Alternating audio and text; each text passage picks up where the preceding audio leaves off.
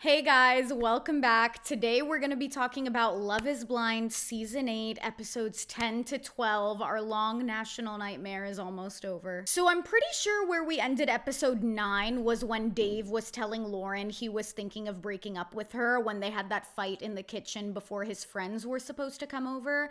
I think where episode 10 picks up, there's a time jump by maybe like one day. So Dave and Lauren are sitting on the couch in their apartment, and last night Dave texted Lauren at 3 in the morning saying that he was gonna stay in his apartment.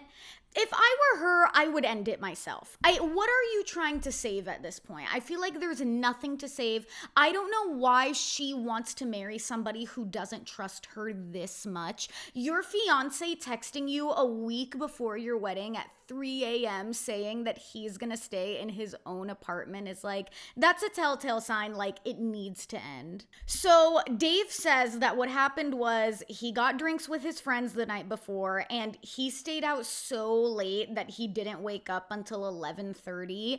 He definitely got super drunk last night. I mean, if that's not a big enough sign. He also said that he left his car downtown and he had to go Uber to get it. Men getting really drunk like that is kind of an ick for me. I really don't like it. I'm not saying like I've never had my moments where I've gotten super drunk and like had to sleep at a friend's house or whatever, or had to Uber home, but like these people are in their early to mid 30s. I feel like that's too old to be getting that drunk on like a random weekend night. I don't know, call me judgmental, like that's a big ick for me. The fact that he had to leave his car downtown, obviously better than driving, but like the fact that he was that drunk that he had to do that, big ick for me. And the fact that it's like a week before the wedding, it's like that would be reason enough for me to be like, maybe we need a little more time. He also, because like they keep reminding us the Twin Cities is a very kind of small town vibe, he ran into some pod people at the bar, and apparently Molly was there, and somebody asked Dave if he wanted to meet her and he said no.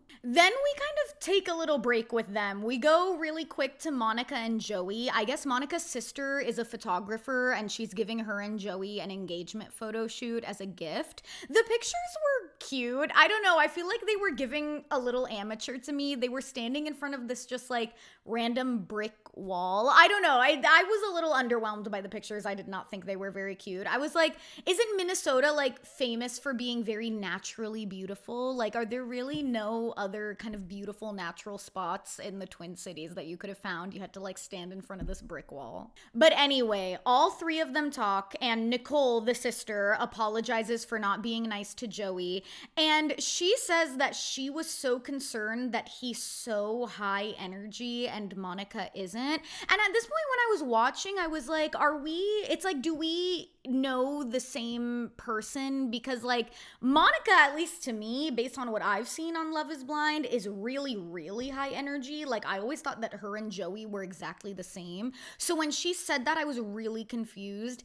And then she was like, oh, Monica, you like to take naps. And it's like, now you're reaching. It's like, I know for a fact she's jealous because I know you're not trying to insinuate that their marriage isn't going to work out because Monica likes to take naps sometimes. Honestly, it's just the whole thing felt like such a weak argument. Then Joey has to come in and be like, well, just because I'm high energy, it doesn't mean I'm stupid. Like I'm a smart guy and like we do talk about real things. It was a very weak argument, but they kissed and made up at the end. Everybody is all good with each other there. Dave met Lauren's mom. So apparently Lauren's dad didn't want to be on camera, and Dave immediately with Lauren's mom brings up the fact that there's been a lot of gossip coming into the real world. Like when Dave and Lauren came back, there was just already so much gossip. He is so obsessed with what everybody thinks. That's what their downfall is. Like he is just so obsessed with like, oh my God, people are talking about this. What? I'm going to say that again. I'm going to start that over. So Dave meets Lauren's mom. Her dad didn't want to be on camera. So it's just Lauren's mom, Dave, and Lauren. And immediately he brings up the fact that when they got back into the real world after the pods, there was immediately so much gossip about them. He is so obsessed with what other people think. It's crazy. You cannot be that obsessed. Even if you're not like a reality star, just in general, you cannot be so obsessed with with what other people are saying about your relationship. Your relationship is your business. It doesn't matter what other people are saying. Let them talk. Who cares? The meeting with them was overall nice. I mean, there wasn't any, it was basically just like Dave talking about the drama, and like you can tell he's just obviously really stressed. There's a lot on his mind, which obviously that's going to come up later. And I mean, listen, I'm warming up to Taylor and Daniel, okay? I know I make fun of them, especially Taylor for having that damn Instagram followers app, but like, I think they're cute. It's not like I didn't like them. I just think they are so incredibly boring, but also like a lot of times those are the couples that work. This is like the first interesting Devin and Virginia scene we've gotten so far. They're talking in bed, and the way that it's edited, the way that it's kind of framed, it's like this is the first time they've ever talked about politics with each other. So Virginia says that she voted Democrat, but she knows it's a flawed system, which is true. Like I've also done that. It is a flawed system, but I generally vote Democrat. And then Devin asks Virginia if she votes according to her faith. Now, when he says this, immediately the alarm bells are going off. Immediately, I'm like, oh no, what is this man about to say? And then Virginia says, just because you're religious, it doesn't have to mean you're conservative. Yes, also true. I am not religious, but I have religious friends who are like devout Christians and also like don't vote against human rights. She looks like really nervous throughout this entire conversation. I think she's really nervous about what Devin is gonna say, and I also think she's a little nervous to like really be honest about her liberal views. I have a feeling in Minnesota that's not very common to be more on the left, like probably in the Twin Cities, but like if you grew up outside of the major cities, I have a feeling people give you shit for being a liberal. But she says she's pro-choice, and she asks Devin what he thinks of that. And Devin says that he thinks women should have control over their bodies, but men should also be able to have an opinion on what happens to the embryo.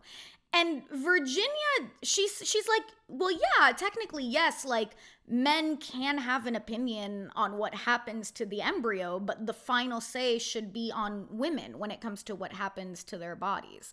So that, it's like immediately I'm like, Devin, like, do you really think that like men and women don't like talk when the woman gets pregnant? You think that women are just like, whatever, you don't get to say anything? Do you really think that's what happens? And Virginia, God bless her spirit, she's trying so hard to stay optimistic. She's like, do you think that when we go to the polls, are we gonna vote the same way? And Devin doesn't even answer. He answers without answering. He says, how would you feel if that wasn't the case? He's coming out as a black Republican. That's what's happening right now. He's revealing that he is conservative. Virginia is clearly very surprised. I have a feeling she probably just kind of assumed that he wouldn't be. And what Devin basically says is that his family votes conservative because they are Christian, which is... It's so tense and it's so awkward. Virginia's like definitely shocked, and she's like, oh, haha, like there aren't a lot of black Republicans. And then Devin just goes, well, my dad's black. Ugh, it is so awkward. It's so horrible. I really hope in that moment she's like, yes, we have to end this relationship, because Devin is clearly way more conservative than he ever let on. And that's just like scary. When his first question was like, do you vote according to your faith? I was like, oh, I know exactly where this is going. This, honestly, was one of my favorite parts of this series of episodes. Ben and Sarah meet Sarah's sister and her girlfriend, and I loved the sister and the girlfriend. I really, really loved seeing them. I think they're so, so cool. They're talking about Ben's Christianity, and Sarah says that he's an amazing person because even though he's a Christian, he accepts equality and he doesn't let it get in the way of his religion. The bar is in hell. The bar is in hell when you're praising somebody for accepting equality. She thinks that that is like above and beyond, let's get married right now. I also feel like Sarah is pretending to be more faithful than she is. I feel like I would put her more on like the agnostic atheist spectrum, and I feel like she's kind of trying to pretend like she's on the like, I'm a Christian, but I'm not like devout spectrum. When like clearly, just based on the way she talks about it, I just feel like she wants nothing to do with it. And I really, really loved this point that Sarah's sister's girlfriend said. It really made me think. She says that she hates the word acceptance because it implies that there's something wrong with gay people that they have to accept. I loved that. I have never ever heard anybody say that. That really made me think, because I'm pretty sure acceptance is probably a word that I've used before, I would imagine. So like, I really like that she said that. I thought that was great. And then here comes Sarah saying she's fiscally conservative and socially liberal. At this point, I'm literally booing at the screen. Then the girlfriend says, again, another banger. She's like, yeah, a lot of people say that they're fiscally conservative and socially liberal, and a lot of people who say they're that way probably vote different than you do, Sarah, and it affects women's rights. Beautiful. Because essentially when people say that, if you're like, oh, who did you vote for? And the person's like, well, I'm liberal, I'm socially liberal, but I'm fiscally conservative. What they're doing is they're trying to justify why they voted right wing. Ben leaves the table. It's like that classic like produced Love is Blind moment where they get the partner to leave the table so the family can kind of talk. And both of the sisters say they're struggling with him. I'm so happy with like how honest they are. I'm so happy they're not sugarcoating anything. I'm so happy that they're like straight up just looking out for her and saying like, I'm not sure about this guy. I feel like that's such a good thing for a sister to do. Like, I just really like that. I feel like they're really cool people. They're really smart. Sarah starts talking about how like she and Ben are like both the same. Like we talked in the pods and like our values align. We're the same. And then the girlfriend says finding someone who is the same as you doesn't mean you found somebody who compliments you. She's really like dropping banger after banger. I feel like I want to like hang out with them. Not Sarah. I feel like I just want to hang out with her sister and her girlfriend. And then her sister, it's funny because at least in the edit, the sister doesn't really say much. The sister more just kind of sits there and listens. But at the end, she says that she sees they have a strong connection, but it just isn't real right now.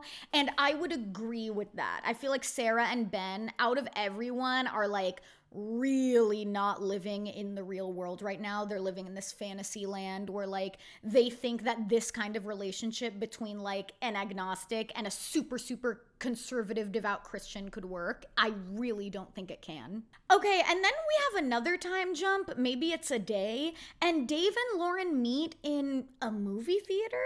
Maybe?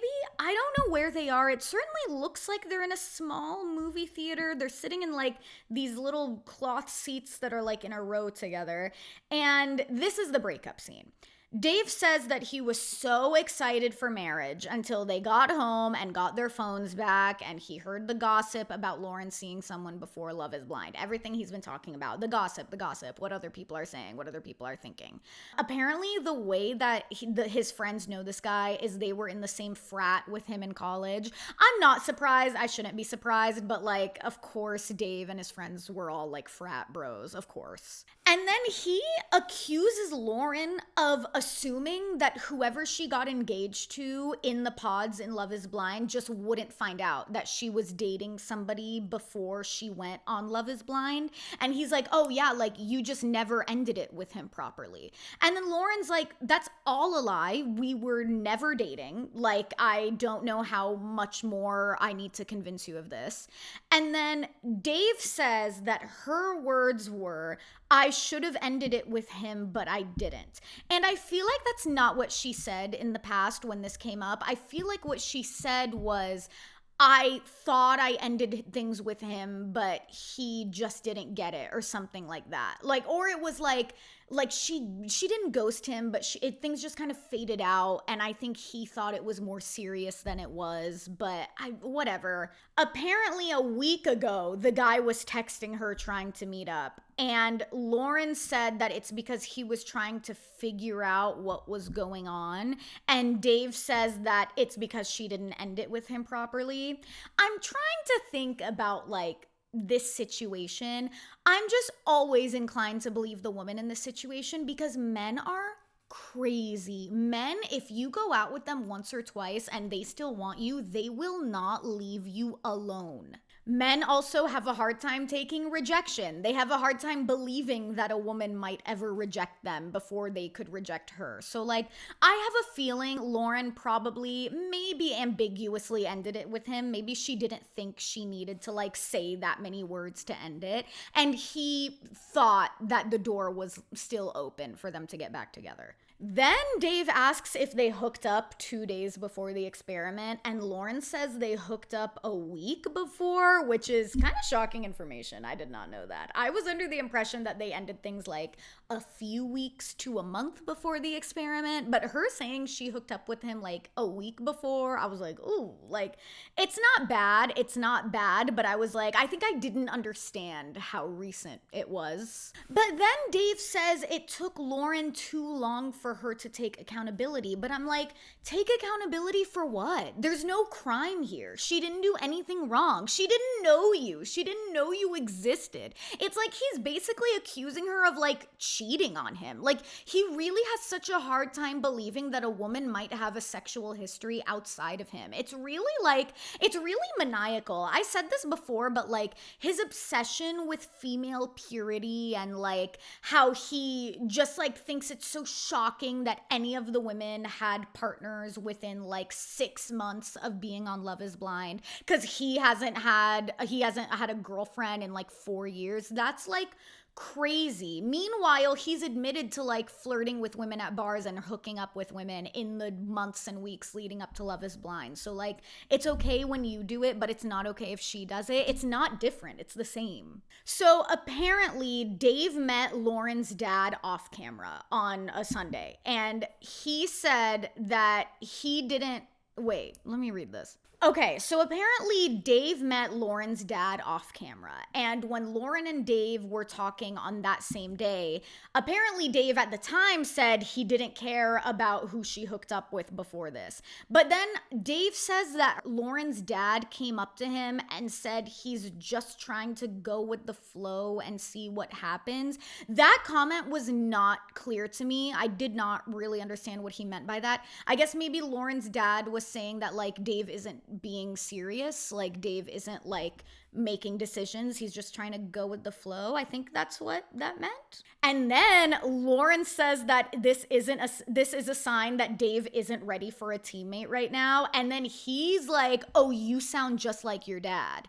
And apparently Lauren's dad called out the fact that Dave's family didn't want to be on the show, which is like funny because I mean, Lauren's dad didn't want to be on the show, so I'm not sure why he called that out. It's just a mess. It's a mess of just like gossip and being afraid of what people think and being afraid of other people's perception. And Dave just won't believe Lauren to save his life. Like Dave just, I feel like it's the same thing as like with Molly, like the way that he just waited until Molly broke up with him. I feel like Dave like just doesn't want to be the bad guy. He doesn't want to like end it with somebody. He wants to just torture a woman until she finally ends it with him. And then he says the golden line. He says the best line. He looks at Lauren and he goes, my sister really isn't happy right now. What is with him and his sister? The way that he talks about her like she is the godfather. It's crazy. It's so funny. I think I burst out laughing at that comment. That is so funny. I mean, at that point, if I were Lauren at this like 100th mention of Dave's sister, I'd be like, fuck your sister, Dave. I don't give a shit if your sister is happy. God, that is so funny. To me, it's like, I've been taught to believe that like you want to stay away from mama's boys. That's the biggest red flag, is a mama's boy. And I feel like now that I've seen Dave on TV, I'm like, I think you also need to be looking out for the sister's boys. I think you also need to be looking out for like a guy who thinks that his sister is also his mom. And then this was really mean. It's after Lauren like was talking about Dave's family not wanting to be on the show. Dave goes, if I really wanted my family to be here, they would have been here. That's mean. Lauren says it. She's like, that's clearly a sign that it wasn't important for you to have them here. That is so mean. I cannot believe he said that. But then he's accusing Lauren of like not fully being in this and thinking about other guys. It's like, you weren't even taking this seriously enough to have your family here to meet her. That was messed up. I didn't like that. And then they break up. At this point, it's way too messy to even salvage. They both give up, which is good. I think they should have done this a long time ago.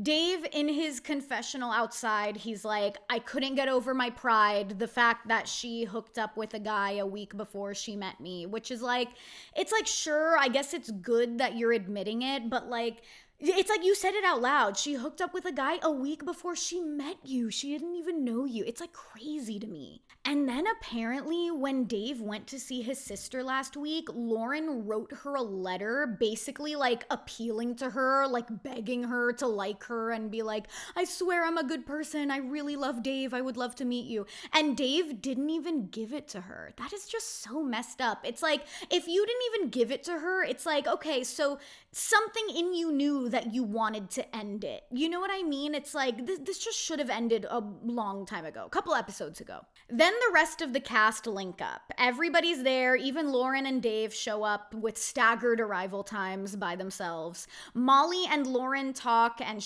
Lauren tells Molly that they broke up yesterday, and she just tells her the whole story. And Molly, she's so cool. I really, really like Molly. She acknowledges that it's hypocritical of Dave to expect Lauren to be so pure when he's definitely had sex in the last year. And then Molly says what I've been saying, which is that Dave should have had Lauren's back the entire time because they're engaged. You have your fiance's back. I really, really like Molly, and I really also like that, like, she's clearly over Dave. She does not give a shit about him. Like, they talk later on, and it's just so clear that there are no vibes there anymore. Meg and Mason show up. They started dating outside of the pods. I knew it. I literally knew it. When they broke up, I was like, yeah, in the lounge, it felt like Meg was happy that Madison broke up with Mason because then she could date him. And I literally was like, oh, I know she's gonna go in those pods and be like, I want you, like, let's get engaged. And then she broke up with him too. And I was like, oh, that's so interesting. That's not the vibe that I got. Now I am vindicated. They started dating outside of the pods. I think Mason is the one who, like, oh no, she said the second she got her phone back, she started looking for him. I knew it. I knew it. Then Alex is also there, and I literally wrote, because I forgot her name, the girl he was talking to. It was Madison. Madison is talking to, I think, Lauren, and she says that Alex DM'd her the second they got their phones back, and he asked her to meet him at the airport in LA, I think. I was confused by this part of the story. They met up in an airport and she went. I don't know why she went. She literally was claiming that she hates him. She can't stand him. She's literally like, oh, I hate him. He's awful. But then I'm pretty sure she says they talk on the phone all the time. It's giving like she loves the attention, or she just loves the drama. Like, it's giving that she's just one of those people who's like addicted to drama. That was really weird. That didn't make any sense to me. We meet at the airport, and the whole time he's just like, oh, you are so beautiful. Stay here with me in LA. I'm like, we just broke up.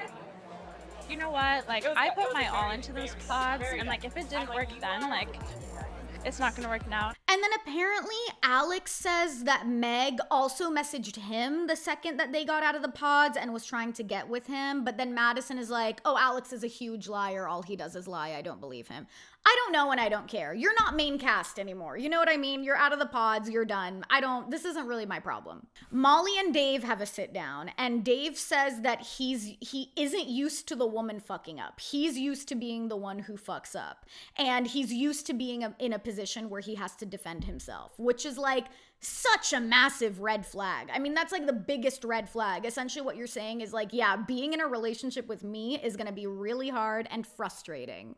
And then Molly says what I have been saying. We literally have been saying the same thing this whole time. She goes, I feel like you were pushing Lauren away because you didn't want to be the one to end it. That's exactly what he did with Molly in the pod. See, guys, you have to listen to me. I'm always right. Dave says his sister's approval is really important to him. We know. And then he says she didn't want him to go on the experiment at all, but he convinced her to let him go. And then at that point, she told him that she wasn't okay with him getting engaged. What the hell is up with this relationship? Listen, I'm an only child. I don't have siblings. Maybe this is normal. I don't really know. But the fact that he lets his sister essentially like boss him around, like it's just so weird that they have this relationship where the sister feels comfortable saying, you're not allowed to get engaged because I don't want you to get engaged. That's like crazy. It's giving like mother and son, and I don't like that. Then Dave and Lauren have a sit down, and he says that he's bad at admitting that he was wrong. And Lauren says that she, the whole time, was giving 150% to try to figure things out with him, and he wasn't. He wasn't really trying at all, which I totally agree with. They just close things out. It's like a mature closure kind of conversation. I love that there's no storyline of Molly trying to get with him. I honestly think that Molly thinks that she dodged a bullet. Sarah and Ben go to church. And of course, Ben goes to one of those like new age churches that has like technology, and it's all like run by young people, and there's like live music, you know, those kind of modern churches. And Sarah is trying so hard to like it, but she looks so bored the whole time. It is so tense and awkward. And then in the confessional, she says that she may never be there, like she may never be there spiritually, but she would come again. You cannot live your life like that. I feel like I'm just beating a dead horse at this point, but like you're gonna go to church like every single week or on holidays or whatever with Ben, and you're just gonna sit there and be like miserable the whole time. You can't do that. Then Taylor and Daniel take a Christmas picture, and at first I'm like, wait, when are they filming this? They're definitely not filming this around Christmas time. But then Daniel says that their wedding favors are going to be Christmas ornaments, and he apparently starts gathering ideas for his Christmas cards 9 months in advance. I'm just gonna leave it there. The gang goes dress and suit shopping. And this was like a really interesting part of the show because I feel like normally it's a much bigger deal, but this time they like really glossed over it. It's really weird. They basically just show all of the guys and girls trying on like one suit and dress, and then they're like, yeah, this is it. And it just goes by really, really fast. It's definitely like the least eventful dress and suit shopping scenes we've seen on Love is Blind so far.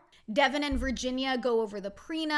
Devin is like clearly having second thoughts about it. Like at this point, he eventually accepts it, but like the first time she brings it up, he's like, nobody should go into a marriage thinking that they're gonna fail. But then Virginia's like, no, I agree. Nobody should go into a marriage thinking that they're gonna fail. But like, that's not what it's about. It's just protection. That's it. It's just basic common sense protection. So now they're all on their final dates before the weddings. And Sarah says she listened to a service while Ben was working, and I think she listened to a service specifically about LGBTQ plus people, and she asks Ben, she's like, listen, I can't tell what their stance is on the gay community, but how do you not know what their stance is? You've been going every single week for years. And then Ben says he knows that they've like mentioned it before, but he forgot. I feel like that's not something you forget. Your church's stance on the gay community, it's obviously like a hot topic in the religious community. I would be surprised that he would just forget whether or not they're bigoted. Then Sarah says in the service that she listened to, there was a hypothetical about having a trans child, and she disagreed with what the pastor said about it. And she's like, listen, I just don't want the church to cause a conflict between us. And Ben is like, listen, there's never gonna be a church where you believe in every single thing they say. And then Sarah's like, well, would you think about looking for a different church since this one doesn't have great views? And then Ben is like, God, I feel like the jig is up with Ben. He can't keep pretending like this.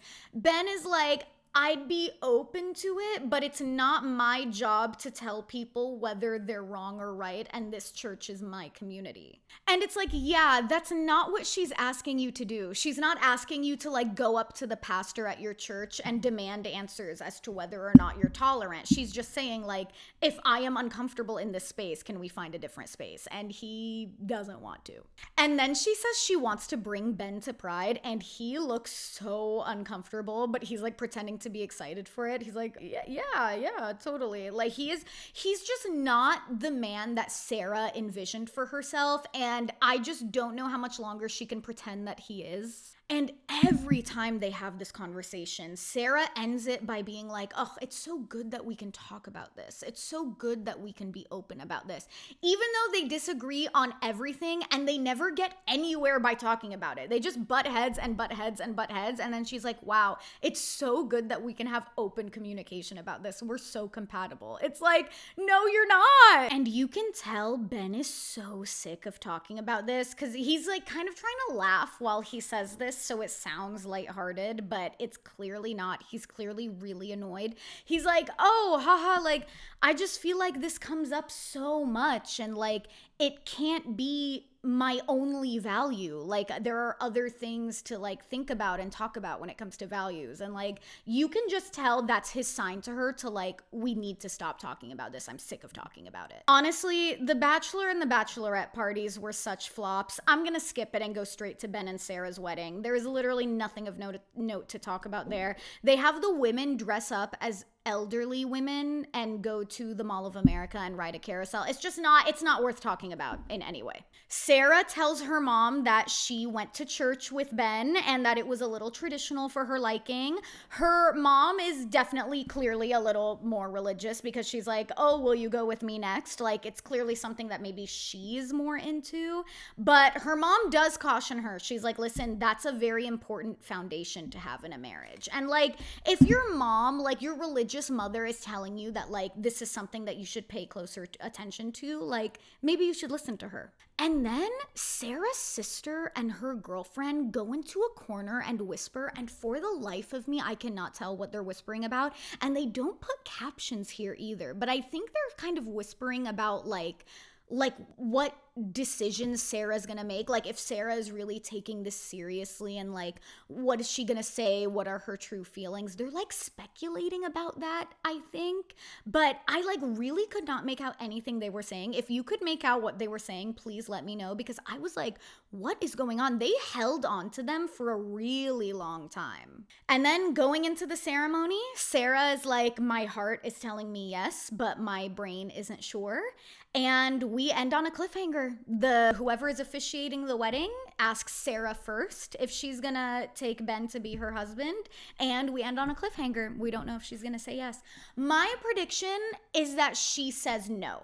I really hope, that's like my hope prediction, is that she says no. Because how embarrassing would it be if she says yes and then Ben is the one to say no because he's like, oh, we have different values. Like, I hope if either of them are gonna say no, it is Sarah, please. Except Taylor and Daniel. I think Taylor and Daniel are the ones who are kind of like the obvious yes, but then all of the other ones are gonna say no. Sarah and Ben, no. Virginia and Devin, I think maybe Virginia is gonna say no. And then Monica and Joey, I think Joey is gonna surprise us with a no. I think they're kind of like the red herring. I think they're gonna trick us with that, with this whole season. I think Joey is gonna say no. But Taylor and Daniel, I do think they're gonna end up getting married. But that remains to be seen until Friday. I will be doing a recap of the wedding episode, and then I'll be back to talk about the reunion. In the meantime, I posted my recap of the newest episodes of The Real Housewives of Beverly Hills and Summer House the other day, so make sure you go check that out. And I'm gonna be covering, I think this week is the finale of The Traitors, right? So I'll be talking about that too. Make sure to subscribe if you haven't already, and I will see you next time.